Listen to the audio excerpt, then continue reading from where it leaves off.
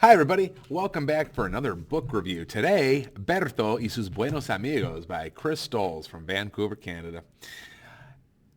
Chris Stoles. Having good friends is important to everyone. For Berto, having good friends is a recipe for disaster. What will Berto and his good friends do to become famous on YouTube? How do I become famous on YouTube? Do some book reviews. You can get this on TPRS Books and also Teacher's Discovery, I believe. I know Chris personally. We talk a lot on Facebook land, and he's going to be on one of our next live talk radio call-in shows about language teaching. Speaking my language. So if you want to check that out sometime, we're going to be talking about proficiency time rights, writing, assess. So Chris will be in touch, obviously. So I like this book. It's pretty good. I have 35 copies of this book. It's 47 pages. It's mainly in the present tense and first-person narrative, by the way.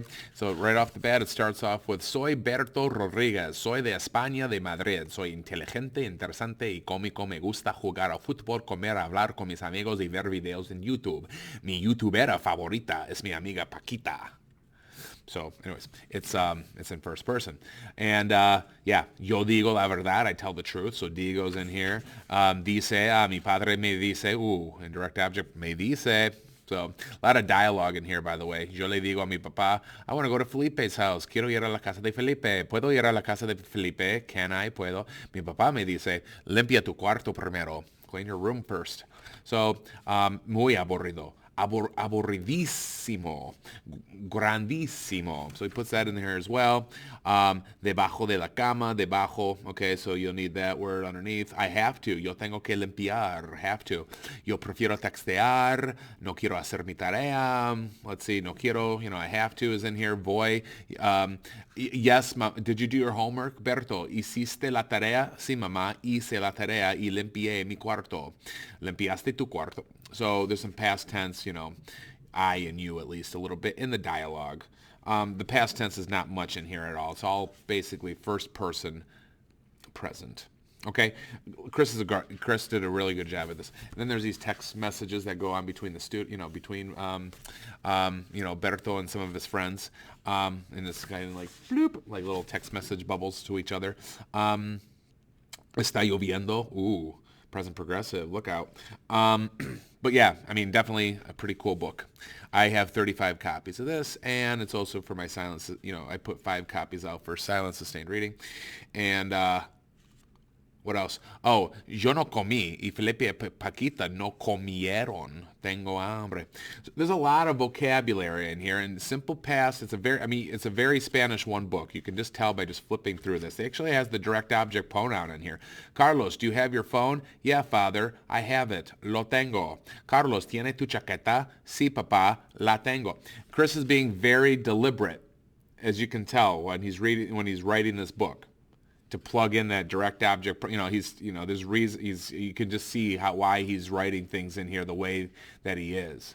Well, he's got a little subjunctive in here too. Carlos, quiero que la casa esté limpia. I want to see that the house is clean. Esté, right? Whatever. It's not a big deal. Because the student's looking at the whole context, and they're not looking at the subjunctive form of that. There's Spanish 1 students that use the subjunctive and the past tense. I'm one of them. So it's totally possible. But there's a lot of words. The word count is kind of high in here, ish, I think. I don't know exactly what the word count is, but all right, we have 4 minutes. I want to keep these to 6 minutes or less now. And so he runs into all these problems, and he documented on YouTube. So there you go. Chris, I like your work. Very good. It made me buy 35 copies of this to do for my classes.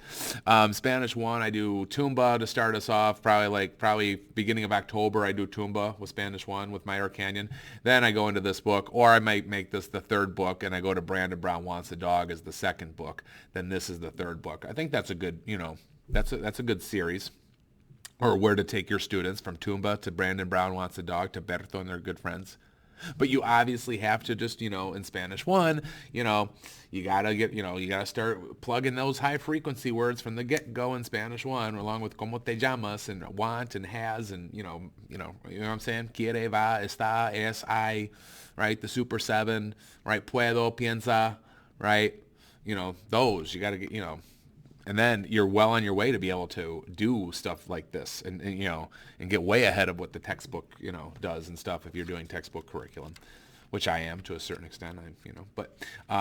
Yeah, but here, it's a pretty little good book. It's a little, it's kind of comical and, you know, kind of cornyish, maybe a little bit, you might think, or, you know, but it doesn't matter. It's about comprehensibility in the student, and then you're basically selling this to your students, the interest in the book and everything else.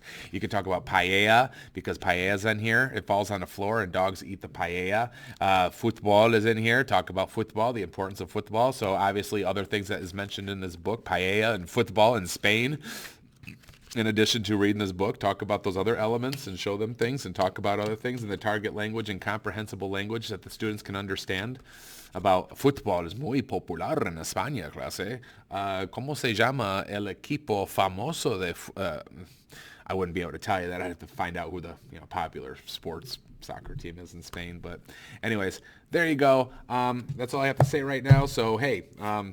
like and subscribe, smash that like button or something like that.